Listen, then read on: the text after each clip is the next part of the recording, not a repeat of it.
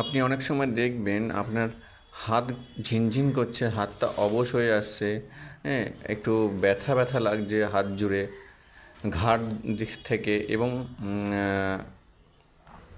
Shoulder থেকে, কাঁধ থেকে একটা অসাড় অসাড় ভাব কাজ করছে। তখন আপনি একটু বুঝতে পারবেন এটা হয় আপনার সার্ভাইকাল স্পন্ডালাইটিস হতে পারে, যার জন্য নার্ভের একটা সমস্যা হচ্ছে। সেক্ষেত্রে নার্ভের সেন্সেশন বা নার্ভের প্রবলেমের জন্য এই সমস্যাগুলো দেখা দিচ্ছে।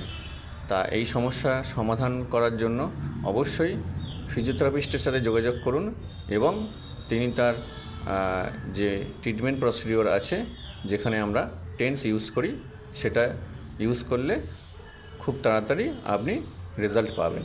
থ্যাংক ইউ বন্ধুরা।